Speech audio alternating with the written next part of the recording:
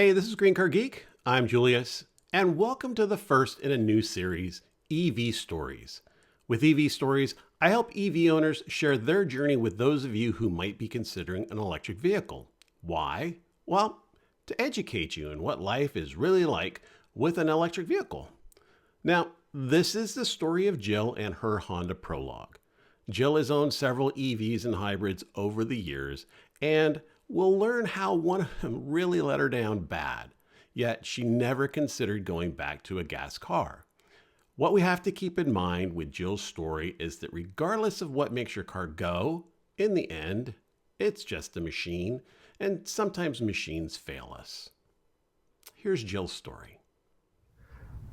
Hey, this is Julius, GreenCarGeek here. We are at Sierra Rancho Vista. This is part of the Santa Monica Mountains. Today we're talking with Jill. Jill is the proud owner of a Honda Prologue. Hello, Jill. Welcome. Thank you for coming out today. I really appreciate this. So you have a Prologue now. Tell me about it. Talk to me about your car. What do you love about your car? Well, I specifically got it because it is so large. It's probably one of the biggest electric vehicles that is out there. Maybe not the biggest, but it's on its way. I love that it has the towing capacity, but the space inside, but most importantly, it has every single feature that you could ever imagine in a car. It's in this car. That's great. Yeah. Is there any one feature you just stands out to you? Is it the capacity? Is it how you can put basically anything anywhere? You can fit, I believe it's 5 people in this. It's a 2-row SUV. Yeah, I mean, I guess I would say it's the space. The space. It's definitely the biggest the biggest electric car that I've had. Awesome. Yeah. Now, I've had. Yes. So that would assume you've had other electric cars. Can you tell me your history with electric cars? Sure. I've had the Ford Focus, the C-Max, the Kia Niro, and the Ford Mach-E. The Ford Mach-E. Yes. Now, which was the first of those that you ever purchased? Focus. Was the Focus. Yes. And what brought you to switch to the Ford Focus? Well, I've always been an environmentalist, like ever since high school, I think. And it was new at the time, this new EV. I think it was probably one of the very first ones. And I loved the fact that it was different than what everyone else was driving in LA. So that made a big deal for me. And I love the idea of just never having to use gas again. That's a wonderful, wonderful liberation, if you will, if I could use that term today. Yeah. We recognized that ourselves after our first purchase. I had a Volkswagen e-Golf at the time. And every time I pulled past a gas station, I'm just kind of like, yeah, don't ever have to do that again. Thank you. Now, you had this Ford, and this was in what, 2011, 2013, somewhere in that window? Or is it a little later? No, I think, yeah, that sounds about right. Maybe 2010. And so you used this because of its range, I assume just as a second car to run errands? No, it drop was kids off, or was that your everyday? Everyday car. We had something, I can't even remember what it was back then, but we had a gas car at the time. But no, this was, I drove it to work and it did everything. It only got 75 miles back in the day, which was very scary. But we made it work for 3 years. Now, was that a charge at home situation? Yes. Okay, because I had it at work and at home. I would assume infrastructure at the time, very scarce, unlike it is today. Oh, I think during those 3 years I charged one time in public, and it was a nightmare. I'm probably guessing level 2. I have no idea because I did not experience that at all at that time. I was still driving a gas car. Well, actually, my wife and I both were. Yes. That's great. So then you, was it simply the fact that it was just something different and it was environmental that brought you to EVs? Yeah, I was a Ford girl, and I liked that. I was driving an Escape, and it was getting like 17 miles a gallon, and it was expensive. The gas was expensive, and I felt bad for the environment, And so when I went to turn it in, there this Focus was, and it just intrigued me. Very cool. What was your next vehicle after the Focus? So I did the C-Max because, yes, that full electric at 75 miles was not enough. It was a shock. So I went with the C-Max, which had, I want to say, I can't remember, but I think it did like 50 miles electric and then So the this rest was a was hybrid. gas. Yes. Okay. Which was great, and I loved that car. But the next one, I decided, okay, I'm really ready for full electric because now these can get a lot more. So I went with the Nero, which again, I loved that car. I ended up keeping it 4 years. Great. Yeah, it had everything. I almost got another one, but then it made me kind of sad to think that I would just be going into the same exact car. So that's when I ended up with the Mach-E. Something different. Yes. And still in the Ford family. Yes, went back to Ford because now they had finally made a new EV. Yes, yes. Did not like that car. Okay. Yes.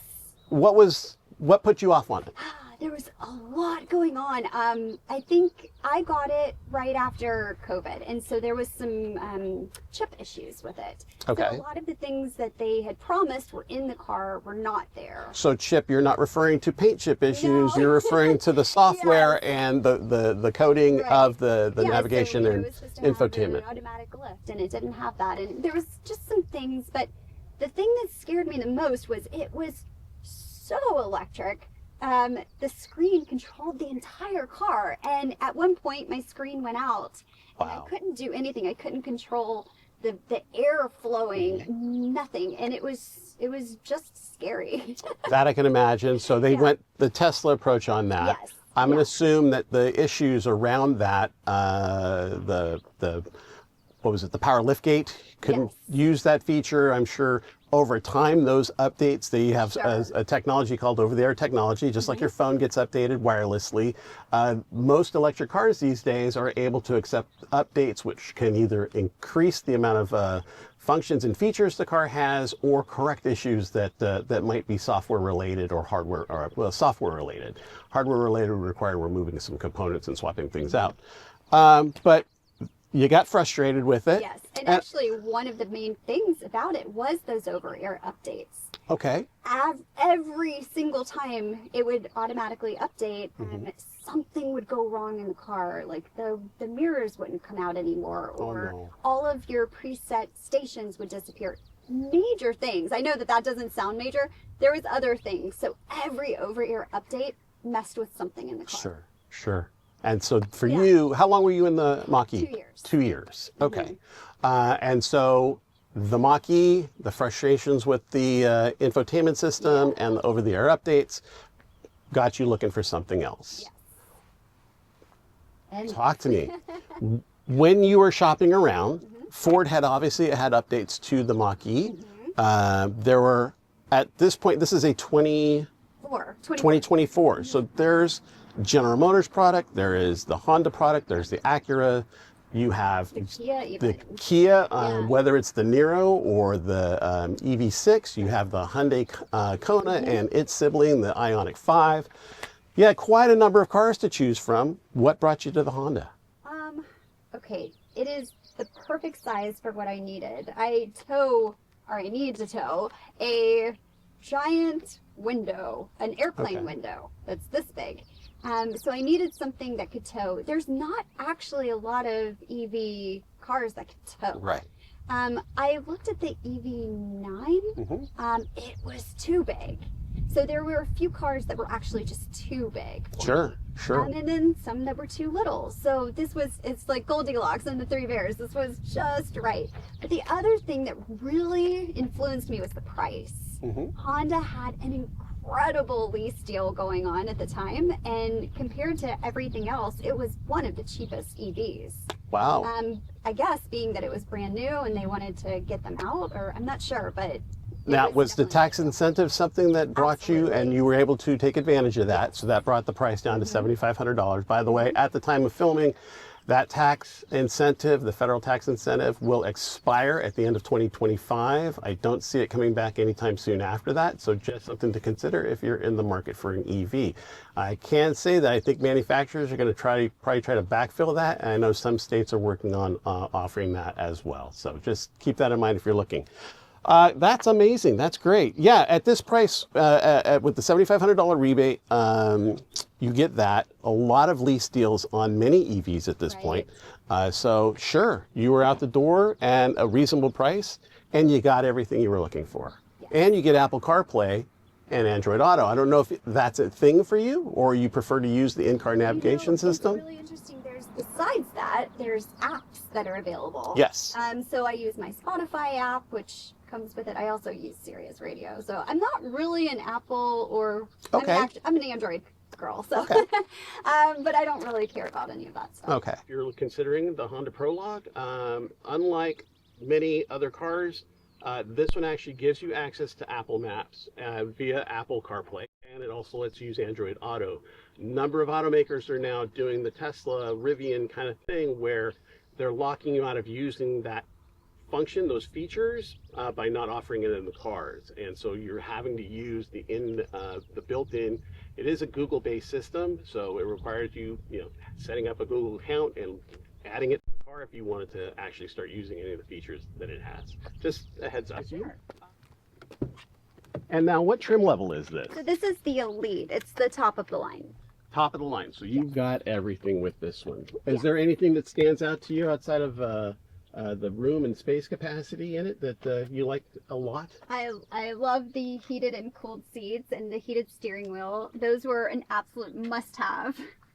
The sunroof is beautiful. I just don't use it very often, but it's one of my favorite features. Can we take a peek in the back? Sure. Now, you have older children, I assume? Yes, a 17-year-old, So you're not 6'3" packing child. anybody in the car seats anymore, but None of that, just a bunch of very tall teenagers. so the door opens up amply, I think, if you're going to be trying to fit a car seat in there. Yes.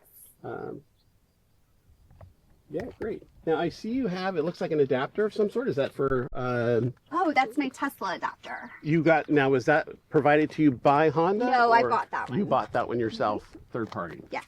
Great. So one of the great things, that's a great little segue here to talk about, is charging. As of, well, the beginning of this year, really, most manufacturers now use the North American Charging Standard, or J72, I can't remember what it is, there's some technical number for it.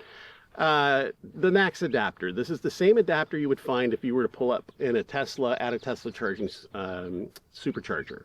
And the benefit to that is you get access to not only the CCS1 network, which would be your Electrify Americas, EVgo's, charge points, all that kind of stuff, but you also get access to almost all Tesla superchargers, at least versions 3 and 4. The earlier versions don't support the new cars.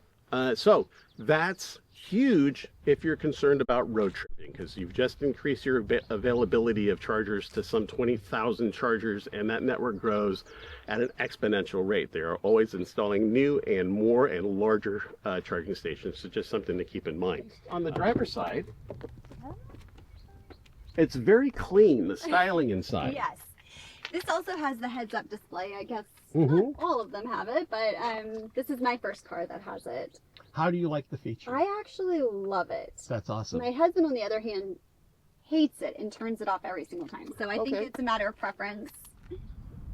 So, road tripping, traveling around, you use this on a daily basis. I do. And have you had any major road trips yet with the car? No, with, like you said, the PTSD from the range anxiety, I do still have that. So I have not taken it yet. I'm actually in the process of just learning how to use my EV credits that I have, my EV charging credits that they gave me, in order to be able to charge it in public places. So with this vehicle, Yes. Honda offers you charging credits. This is something Yes. that many manufacturers do as an incentive to purchase the EV to make it a little easier for you.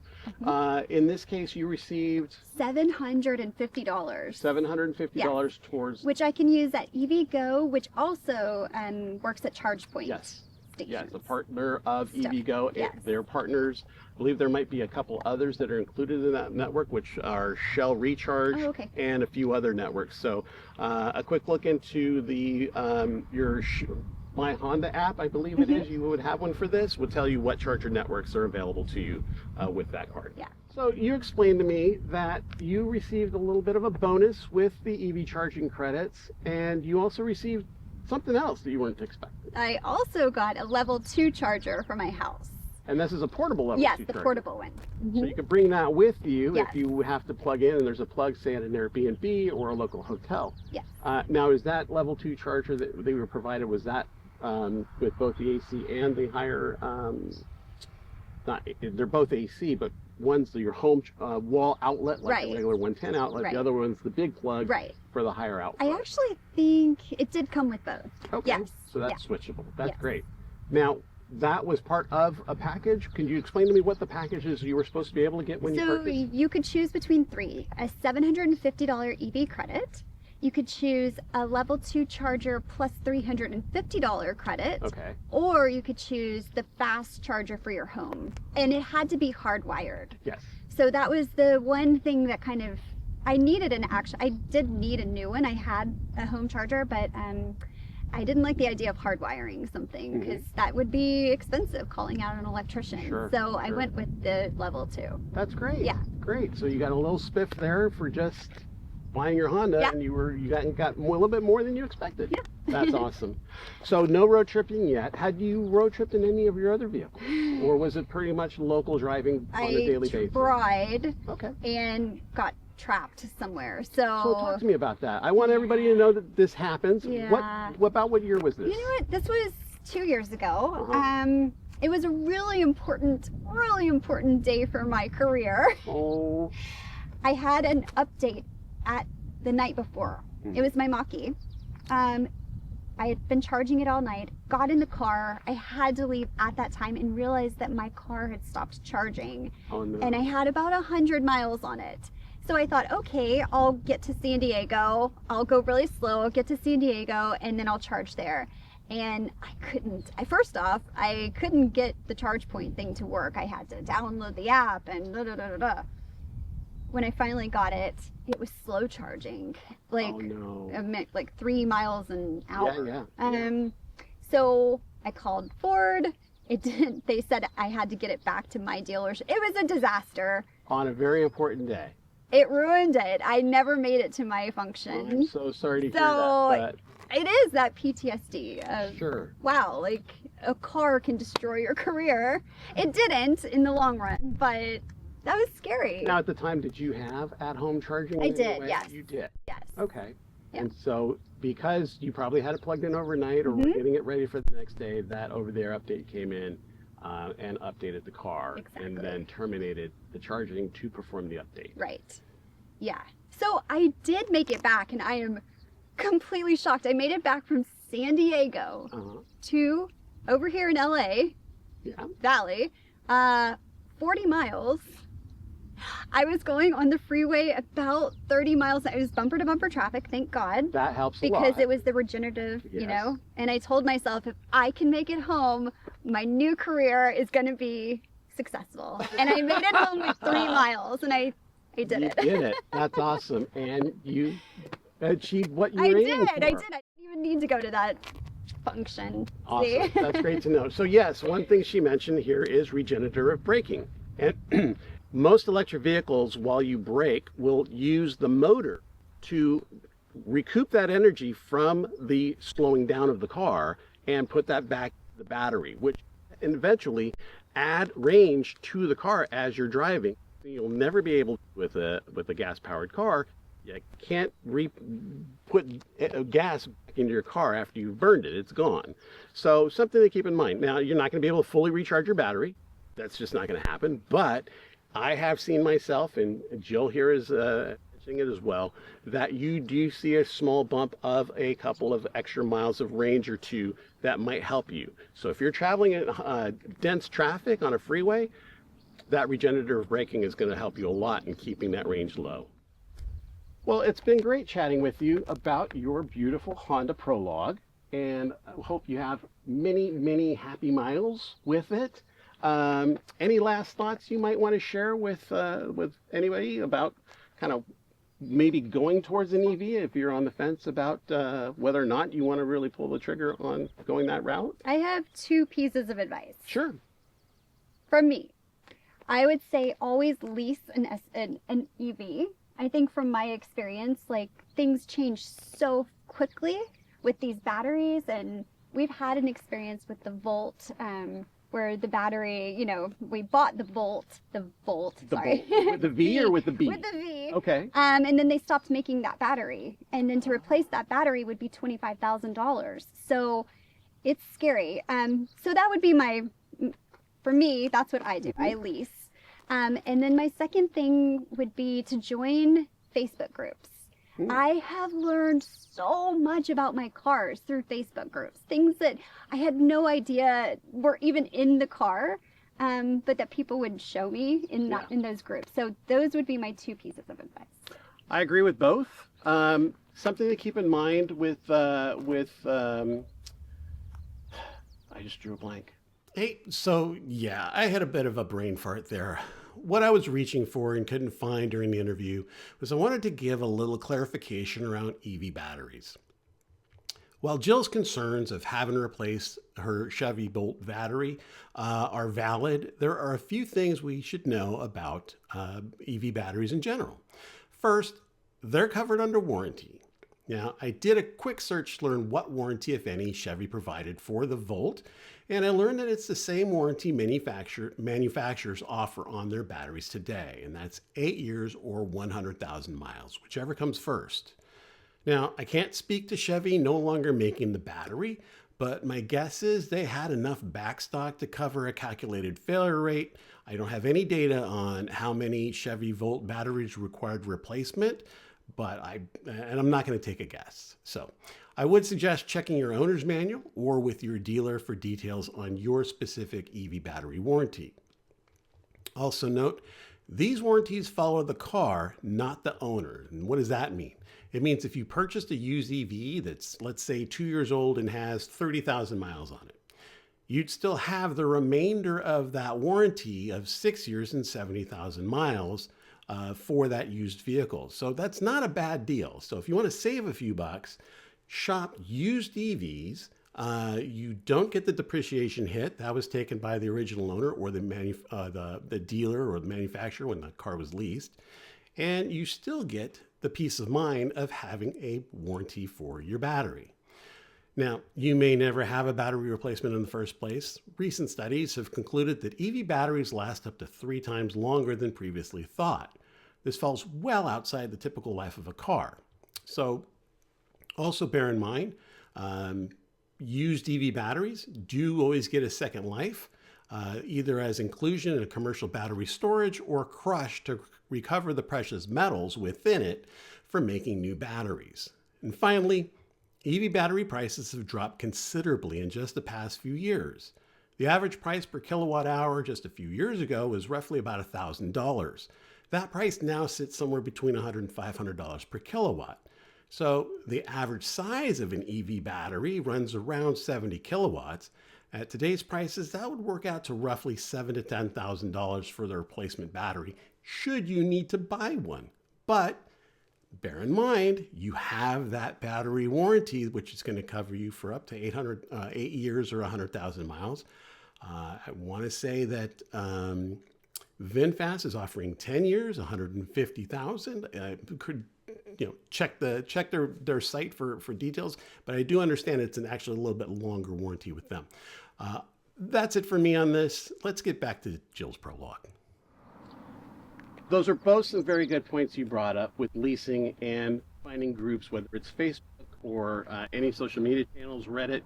You'll find a number of groups on many social media platforms that will give you free advice from all the other folks who are in the vehicle type that you have. One thing I would add to that would be to participate in an advocacy group. Like I'm a member of Electric Vehicle Association of Ventura County. It's a chapter of the Electric Vehicle Association, which is also associated with Plug in America, which provides many informational services online. They also do events where you can bring your EV and display it to other folks and give them a chance to ask you questions about your car. Where this was kind of an idea I pulled from those events we attended, and we plan to attend more later this year. And as far as leasing, that's a really good thing. You get the advantage of being able to get the car, but you don't get hit with the depreciation. That happens to the automaker, or actually the dealer at the time, because the car is actually sold by the dealer, not the automaker. And so most EVs do see drop in value almost immediately, as any car does, but EVs seem to be a little bit lower. I think it's somewhere between the 7 and 8 to 9% range, and you can get great deals. You also get the EV incentives that are still in place now, and it's just something to check out, and if you're considering going the route of an EV. That's all I have for you guys today. I plan to have a few more of these in the near future, and I would invite you to visit the channel and take a look at some of the other videos we have here, and also check out the Rolling Green podcast, where I bring you news on a weekly-ish basis that covers the events that are important to EV owners, not get into the minutia, just the stuff that an EV owner might want to know. And that's all I got. Thank you for watching. Catch us in the next one. See you soon.